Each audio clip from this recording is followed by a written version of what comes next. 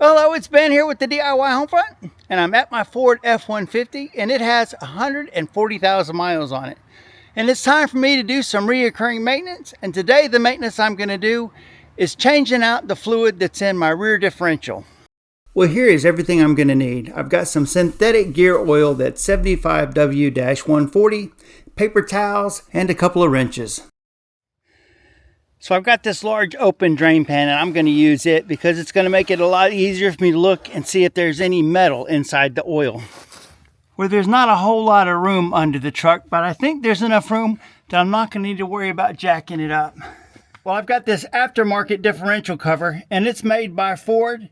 And the nice part about it is it's cast iron, which means it's going to radiate a lot of the heat that's generated by the rear differential. But more importantly, it has a drain plug and a fill plug, which means you don't have to take off all the bolts and actually take off the differential cover. It's going to make it a lot less messy. But I'm pretty sure the tire is going to be in the way when it comes time to fill up the rear differential with the oil. So let's go ahead and take the tire off. Well, thanks for checking out the video, and for all of you that have subscribed, I really appreciate it. Thanks a lot.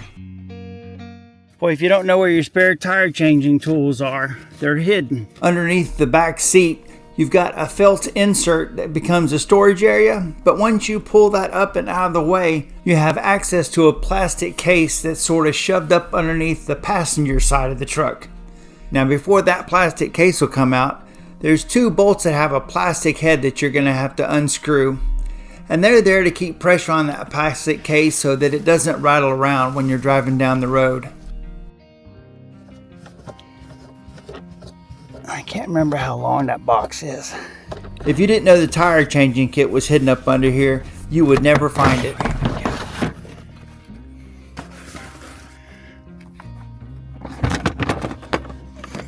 Well, here's the tire changing kit, and once you pull it open, you'll see you've got a tire iron here,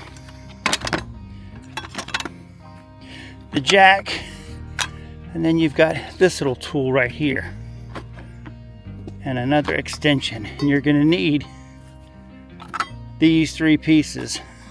But I'm getting ahead of myself because you'll have to take your truck keys and remove this little plastic plug that's on the rear bumper. Once you get your key in there and turn it a half turn, this plug will come out, and you can see exactly how it works. It just turns it. And that's going to be the opening you're going to end up using for your tire changer. What we'll do is we'll end up taking these and we will click them together until the little piece is interlocked. And then we can take this and slide it up. I don't know if you can see really good. You just push the rod until it goes into that funnel, and eventually it'll go far enough that it locks into a gear mechanism. And this is designed to fit on the end, and it goes up and it locks into a square part, and it gives you leverage. And one way should tighten it up and the other way should loosen it. And all you do is you just keep turning it. And that's what's actually going to raise and lower the tire. And the way it works is the rear tire is held in place by a cable with a spring in this device. And as we turn it, we're going to lower this cable down and the tire is going to come down.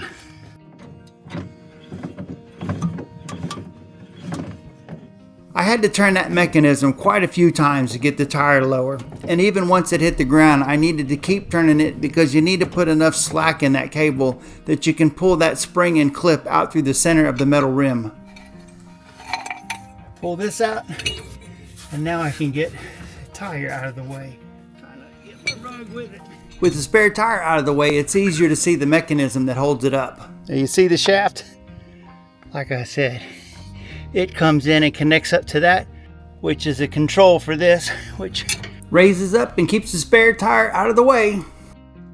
This big metal plate is to help keep the exhaust pipe from being right next to the tire. And now you can see there's all kinds of room for me to get right here and move around. I can even sit Indian style if I want to. Now this Ford Performance differential cover has 3 different plugs in it. All of them can be taken off with a normal socket wrench. Now I'm going to go ahead and take both of these plugs out just because it'll make it easier when I take the bottom drain plug out. The oil will come out faster. Now when I installed this differential cover, I used thread lock on all the plugs, but it doesn't seem to be having a negative effect. I can get all these plugs off fairly easy. Before I drain any oil out of the differential, I'd like to check and see if it was full or not. There's oil dripping off of it, so that means the oil is pretty much to this level, which is what we want. Now the last one to take off is the drain. I think this one is magnetized, so you can see if there's any metal debris in there. Okay, are we ready for the flow? Ooh, well, the oil looks awfully good, doesn't it? But I don't know what to think about all those metal shavings. Oh, I thought it was big pieces. It's not.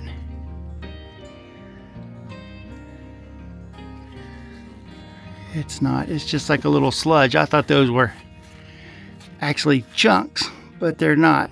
They're not chunks at all. That's just where the magnet has caused the pieces to line up in a circle. Quite a bit. See the metal? I'm glad I'm changing it. I don't know what the normal wear is or what you do. I've used it to pull quite a bit of stuff at highway speeds. I've got my hands are all a mess, and this is all a mess. So I'm going to go ahead and clean my hands off. And that'll work out pretty good because that'll give the differential a few minutes for it to finish draining all the way out before we fill it back up with that synthetic gear oil. Alright, everything is all cleaned up. I've got some thread locker and I'm going to put it on the threads of this. Well, I didn't show it, but the magnet that was on this plug has been cleaned off, so it's ready to pick up any new debris that might be floating around in the oil. I don't know how well the thread locker will work putting it on with the oil, but it's got thread locker on there. Well, the next logical thing for me to do would be to take a close look at this differential cover, looking around the edges and examining the bolts, and just making sure that the gasket hasn't gone bad and that it's not leaking oil anyplace. Now, I ended up getting this at Walmart, and it's not probably the best brand, but it is full synthetic gear lube. Well, I struggled getting the gear oil open, so I had to go get a knife. But you're going to need a knife anyway to cut the cap so you can pour it into the differential. Chunk out the lid. Alright, I'm going to go ahead and put the bottom one. Just start it a little bit. Well, it didn't take me long at all to get that whole bottle into the differential. Just squeeze. I took the bottom drain plug out before I started pouring in the second bottle. Are you over full? Are you full or are you just leaking out a tiny bit? Well, unfortunately, it didn't take me long at all to get the second bottle in, but it still didn't fill up the differential. Alright, I have put 2 full ones in it, and it's not coming out yet. The question is, how much more does it need? So let's see if we can't figure that out. Let's stick this on here. Well, I'm going to go ahead and put both of the plugs into the differential, and that'll keep out any bugs or debris. And then I'm going to have to head off to the store to get some more gear oil. But it sure is a lot more shiny stuff in there than I thought there'd be. Well, there's no chunks or large particles of metal anywhere in the oil, but it sure has a lot of small particles. Normally this side of the tire is pointing up, so it's impossible to fill it up with air whenever it's on the truck. So as long as we got it off, let's check. And it looks like it's going to say 50 psi. Yep, 50 psi cold. Well, the camera's not catching it well, but the display says 28.4 pounds of air pressure in the tire. Let's go ahead and put it up to 50 and turn it on and fill the tire up. Well, these DeWalt air compressors are really handy to have and they do a great job, but these are some pretty big tires and it probably took about 5 minutes to fill this tire up. Alright, there we go. The tire is filled up and it should be good for a while. It's always important that when you have a spare you can actually use it. So if you're going to do the DIY yourself on the rear end, make sure you have at least 3 to 4 quarts of that gear oil. Otherwise you'll be like me, waiting for your wife to get home to go run to the store. But as soon as I have more gear oil, we'll pick back up. So I went to O'Reilly's and they didn't have the same exact brand, but I've got some Valvoline full synthetic and it's the gear oil 75W40, but it also says it contains limited slip, which I heard is supposed to be good for the differential. Well, like always, I finished editing the video, but I learned some new information between then and now, and I wanted to put this information in this video. So let's talk about friction modifiers.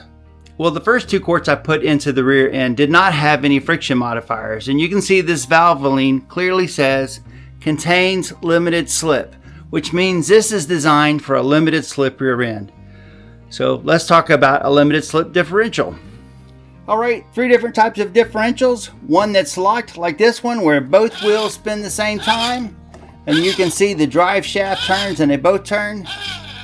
The other one is an open differential, so when the drive shaft turns, only one wheel will turn, and that's usually whichever one has the least amount of traction. And then the third one is a limited slip, and that's what we need to talk about. On a limited slip, you have the 2 shafts that go out to your tires. And then you have the gearing mechanism.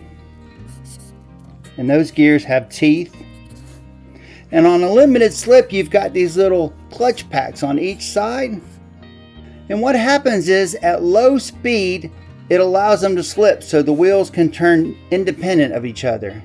But the more power you put into the center of this, the more these want to push out and they end up hitting the clutches and they end up locking both of those wheels so both sides spin. So the friction modifier is to help those clutches grab. It doesn't change how the gears lubricate when they're spinning around each other. Well, I hope that clears things up. Friction modified oil will not damage any rear ends, but you do need a friction modified oil for one that's limited slip. Now, if you didn't have this upgraded aftermarket differential cover, you wouldn't have these fill ports and you would be forced to use the factory fill port, which is hard to see, but it's right here. It's on the front side of the differential near the drive shaft, and it's about the same level as the bottom of the 2 pieces that go off to each wheel. Which means out of these 2 ports, you're going to want to fill it up to the bottom one. That's the one that's going to end up being the same level as that one that's on the front. One thing interesting about this is the bag is collapsible, so you're not going to have the same issues you have with the other one. You can just squeeze this until it stops coming out. And I'm waiting for the gear oil to come out of that bottom hole to let me know that it's full to that level. And just like that, there's the gear oil coming out of that bottom hole. There's just a little bit coming out right here. So I'm going to go ahead and put this in. Go ahead and tighten this one up.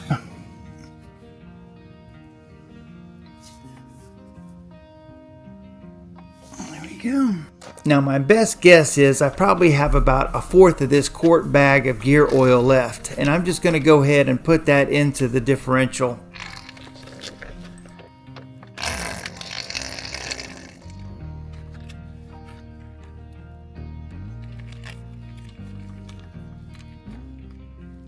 How this bag is advertised. See how you can just roll it up? In theory, I wouldn't have had to take the tire down with this kind of a bag because I could have easily put it in there. Alright, that's all the gear oil that I'm going to put in the differential. The only thing left to do is sort of clean up and then talk about some things. Now I've got some parts cleaner and I'm going to go ahead and spray everything down to try to get all this gear oil off the rear differential. That'll just make it easier for me to tell if maybe I have a leak in the future. Now this is the tricky part. The way the gears spin inside the differential, it's going to grab the oil and bring the oil up and run it all over the gears. But if the level's too full, then it can't do that like it's supposed to, and it actually ends up creating bubbles in the oil that end up making the oil become thinner, which ends up causing wear on the gears. At the same time, if you don't have enough oil in it, you're not going to have any oil going down the axle length. So you need oil in here in your axles, but you don't need so much that you're creating all the bubbles. So it's a fine line sort of between having too much and too little oil. Boy, the tire is not light. Alright, it's time to get the back tire back in place. And about the only thing we really need to be careful with is we want to make sure the tire ends up going straight up and resting on the frame of the truck. Once you start raising the tire up, it'll pretty much center itself. Now the higher the tire gets, the more you need to pay attention to it. You want to make sure that it's flat on the frame, and even though there is that heat shield for the muffler, you want to make sure it's not touching the heat shield. It can be really tricky when you're trying to get all the pieces for the tire changing kit back into the plastic case. But if I can get the case to close without forcing it, then that means I've got everything back in the right spot. The next thing is I want to get my truck key back. So let's go ahead and put the piece in the bumper. You can see how it's got a shape to it. It just fits in there. And then you turn it. And when you do, it locks it in place. Then you just pull the key out.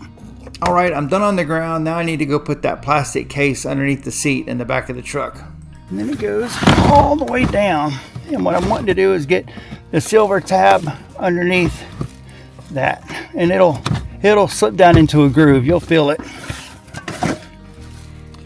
When I first bought this truck, I literally had to go through the owner's manual to figure out where the tire changing kit was. I never thought about pulling that little plastic shell out. I just thought it was a tray that was always there, and on the other side there must have been something that the truck needed. I didn't think it was a vacant spot that you could hide stuff in.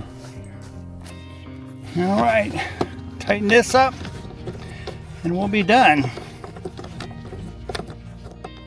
I learned a long time ago, at least for me, it's best if I write these things down in a notebook. And here's my notebook on the truck. And it shows the last time the differential fluid was changed was December 2019 at 82,000 miles. Alright, the rear differential fluid's been changed and I should be good for about 60,000 miles. Now let's talk about some of the pros and cons. Now that was a factory made sports division high performance differential cover I put on the back of the truck. And it was supposed to do three things.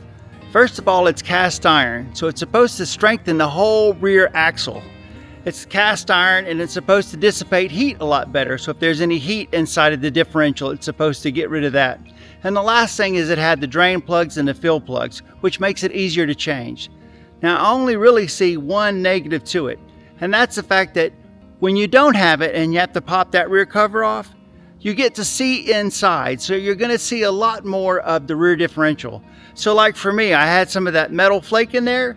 If I had taken the whole differential cover off, I would have had a better chance to look at the gears and maybe decide that I need to do something. With the aftermarket one, you don't take it off, so you're not really getting such a good look. But that would be it. I'm glad I put it on there because it makes the job a whole lot easier. And now if I want to change that rear differential fluid in maybe 20 or 40,000 miles, like I said, it's a whole lot easier than doing it the other way. And changing it yourself is a whole lot cheaper. I spent $45 on the fluid that I used. Now I've got 1 quart of fluid left over and it was $16, but I didn't use it, so I'm not going to count that. But it's a whole lot cheaper doing it yourself. And like I said, if you do it yourself, you know what's going on. The mechanic might have made a bigger deal out of that oil with the metal flake in it, or he might not have said a word and I wouldn't know anything. But now it's in the back of my mind and I'll make sure I keep paying attention to if the rear axle makes noise or there's humming or growling. Anyway, I'll know just to keep a lookout for it. Well, I'm going to stop rambling on. Thanks for watching. Like, subscribe, check out my playlist, and I'll see you in that next video.